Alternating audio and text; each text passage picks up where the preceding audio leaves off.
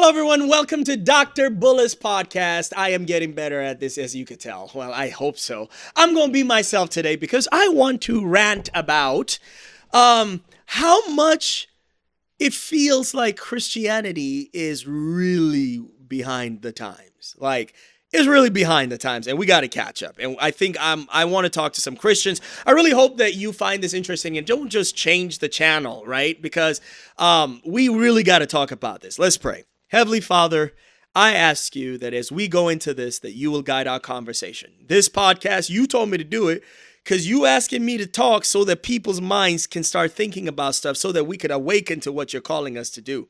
Father, we ask you that you please speak to us. In Jesus' name we pray. Christianity seems like a utility belt. Like it just feels like something that I use to get a job done. And when I look into the Bible, Christianity is not something I am to use to just get my way or bust through in the realm of the spirit to have angels fighting my battles and God answering my prayer. There's a kingdom being built out here by Christ, and we're the witness and the members of this kingdom. And so when you really look at this idea of kingdom, the king just tells us what to do within this kingdom. And part of this is helping with the identity of the kingdom here on earth. And because we're the witness, we're the temple of the Holy Spirit. How we are viewed plays a large role to whether people are willing to believe whether this Christianity thing is true or not.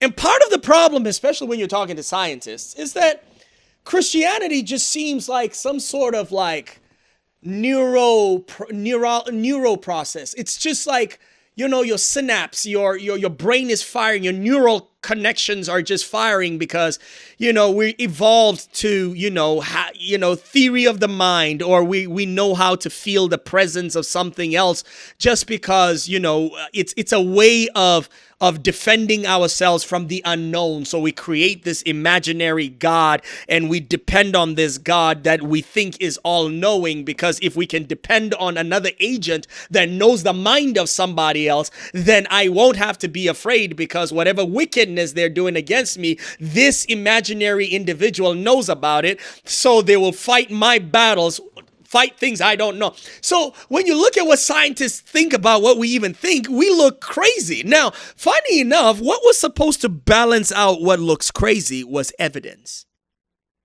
What we do by faith was supposed to produce. But we look hella crazy right now. Because everything is like, the Lord told me, the Lord did this, the Lord is doing, what did he do? Honey, you look broke. How did God talk? And you out here looking like nothing talking to you. Like you the one making your decisions. And because you are uneducated about how the world works, you look like what you're going through is not a test. It just looks like the manifestation of ignorance.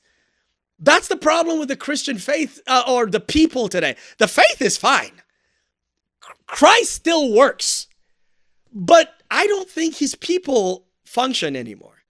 I think that our view of Christ, we need, and please understand what I'm about to say, and I think it's where the heart of the problem is. Some of us are so happy being a part of systems that other people created. And we're struggling in these systems, and that's why we need God. So we need God even to struggle through human-made systems. How's God supposed to use you to create new systems if you can't even function within what somebody else created, right? It's the idea of give to Caesar what is Caesar. That means if you're paying your taxes because you're part of a system. And so it's this idea that Christians were actually sent on earth, and we are actually here. If you notice, the first early church, they did all things in one accord. They sold their properties, brought the money. They were building an organization together that took care of systems and problems together. It's a beautiful idea. So you find that the first church created systems to take care of its problems. It found ways to make money, but to also distribute the money. But what you find today is that people only do church for how it benefits them, so that when they go back to other man-made systems or woman-made systems, they can just function within it and make their money, give the 10% if they even do that, and go right back at it again. I personally feel in my spirit that Christians don't dream again. That our fatalistic approach towards God, this idea of, I guess that's how God wanted it. I guess if it's his will, he will tell me. It's made us really dull. Forgive me for saying that. Because this idea, you see, a lot of us forget that when Adam was created, immediately God gave him a job. And it was tend the garden, prune it, name the animals. Dominion actually requires you to change the earth from how it was created, or to have impact on it. So the creativity that God gives us, we have taken the name of God and we're using it as a safety net to not take a risk. So I won't take a risk because it's wisdom, according to us. And if I take a little risk, God's will is to protect me and keep me from pain and evil. So you find that non-believers are becoming billionaires, millionaires from taking risks. We out here talking about God is going to give me my next paycheck miraculously in my account. That's a violation of spiritual principles. Terrible, right? Because one thing I know of God, you ask for $1 million, he gives you a seed. Sometimes he gonna ask for that seed back, as if like I was just loaning it to you. The parables of the talents is exactly that. He gives them talents with the expectation that it has to be doubled. It has to be tripled. And so one of the funny things in that story to me, and I wonder whether people even will realize it, is that the person that was given 1 talent, who had the most risk, by the way. And so funny enough, the person was only given 1 talent, right? But do you notice that they required the biggest faith? Because the person with more talents could afford to lose 2 or 3 and still replicate 2 or 3 and catch up. The person with 1 had 1 shot. And most of us only have 1 shot. But we don't have enough faith to say, if I lose it, I lose it. And God wanted that. God wanted to see the person say, if I lose it, I lose it. God did not want the report that says, here, I gave it back to you. I didn't lose it, so I kept it safe. God said, you're wicked. You are wicked. God prefers that you say, I lost it in the process of investing it because I took a risk in your name by faith, knowing that this is what you wanted. God would say, I'll give it back to you because you wanted to, your heart is what God sees. He saw you wanted to double it. That's why that last one was punished. In fact, the beautiful thing that the man said about the king, he says, I know you to be wicked. You like investing in places you did not sow. Did you notice what the king said? And the king is supposed to be a representation of Jesus, of God. He says, since you knew I like doing stuff like that, like taking from where I didn't sow, why didn't you sow? That's what he said. That means I am expecting you are going to double it. There's a story in the Bible that just tickles my fancy. There's this place where Jesus told his followers, how come you guys are not as smart as them who can make friends with mammon? With meaning, look at others who know how to use money. Why is it that my people don't know how to use money? I believe it's in the book of Luke, if I'm not mistaken, Luke 19 or something. I will put it up there. Jesus literally says, use money to make friends with mammon. Use mammon to make friends. In other words, you don't know the day you're going to need help. Invest in people so that in the day you need help, they could invest in you. Use money, he says. So what is the Bible's expectation of Christians, not to be so dormant. In other words, man shall not live by bread alone, but by every word that comes out of the mouth of God. But man shall not live for money alone either. In other words, the reason why I want to be creative is not just to be rich, it's to have impact on the kingdom. When you think outside of yourself, you start to realize that the reason why you're gifted was not to make money alone. It's to have impact on the kingdom. Did you notice Jesus got fishers of men? He used skilled people that can turn the skills of the daily trade into spiritual principles. He used people with earthly skills, trained them so they could use earthly skills in the realm of the spirit. A lot of us we think our skills are all spirit in the realm of the spirit.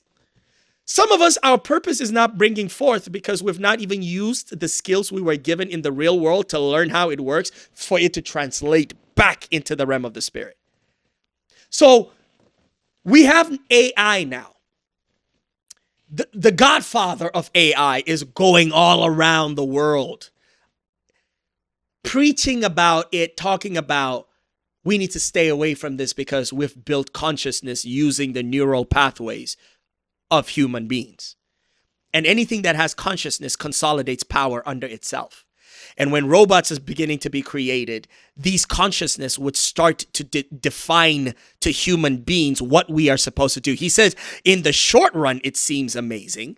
But in the long run, all of us would be forced to start to think alike, and it'll start to dominate over humanity. And people start wondering, how is everybody going to get the 666? Well, it's very easy to see it now, don't you? You see Daniel chapter 12, verse 4, in the last days, knowledge shall abound. I mean, think about it, Christians. When Facebook and Instagram came, we thought that was the Antichrist.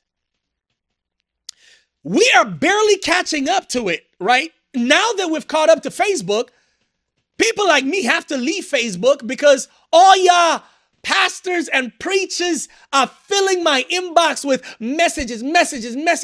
You the same one that even came out and said COVID was the Antichrist. 5G, right? Because you like over-spiritualizing nonsense.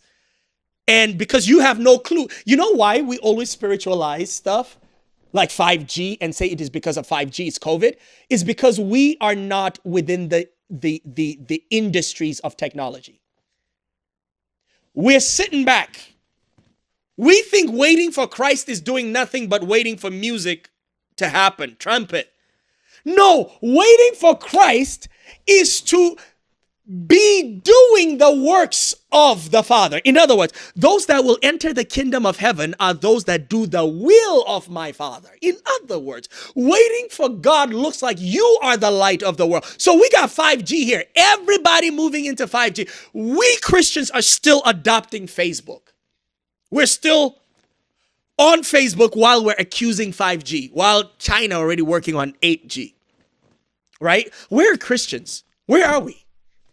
Like, why are we not leading the industries? The last time I looked at the report, we were 15 years behind. Now with AI, like, it's almost like society is making us obsolete. Like, we can vet things now even faster. That means, Christians, if we are to make it in our large numbers, we got to be so about God's voice and his presence and his will and his word that when we are in the presence of the Almighty and we come out of Mount Sinai, we come out of his presence, let us learn to understand that you are not a Christian only because you hear the voice of God, but you are able to implement the voice of God. You are out here as part of a building of a kingdom. So this fatalistic idea that you are to be kept safe until the coming. Hey, did you wonder when Jesus looked at his disciples and says, because they killed me, they're going to kill you? What does that mean? That means be so loud about it. Don't be safe about it. Take the risk about it. Be like Nehemiah, who had the ability to build and have a sword at the same time. Christianity was meant to be dynamic. Let us start to build the industries that guide the world. When we relegate all of that to people, we are literally letting down our number one responsibility, to have dominion over the earth. It's the first thing he told us to do, have dominion. We've left dominion to the world, and while we're waiting to be taken up out of here. And you know what's really annoying about some of us Christians, man? I'm not criticizing, man. I'm just venting because I'm a Christian. I'm a pastor, first of all. What you gonna say? I'm just taking a dump on us? No, I'm trying to get you to think. I'm trying to motivate you. We're in the last days out here. Like, we got to have a say. The church got to have a say. We got to have a say. Right now, it doesn't feel like we have a say. In fact, right now, it feels like they've relegated us to ourselves. And it's like they've put us in a cage, and we're just, as we die, the cage is getting smaller and smaller and smaller. And young people are just jumping out of the caves, right? We still have pastors just fixated on don't have sex. And people out here deciding whether they want to be a frog today or a rabbit, right?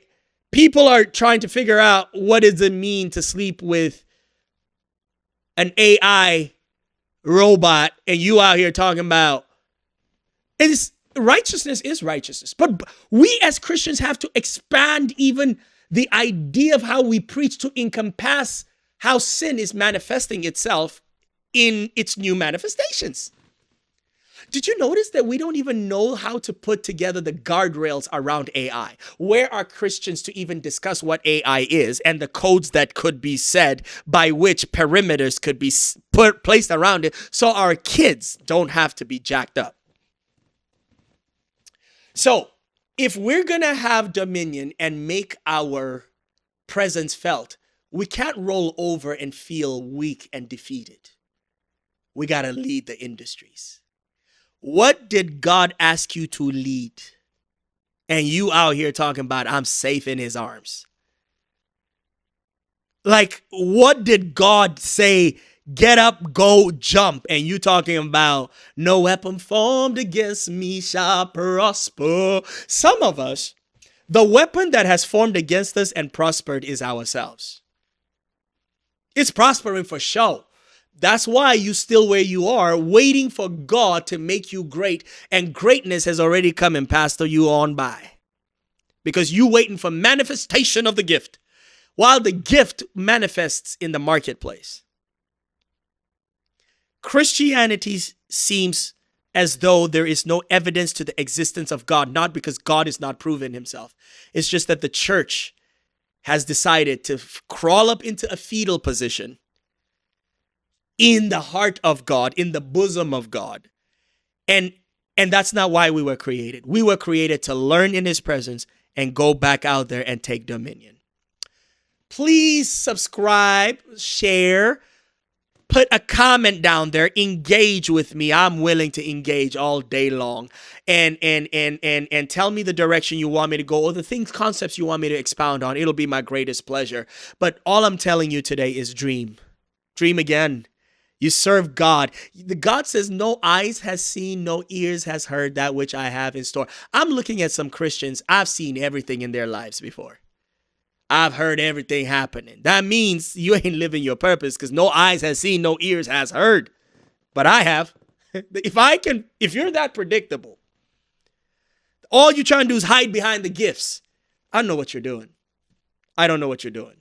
Take over the world with dominion. See you next time. Love you.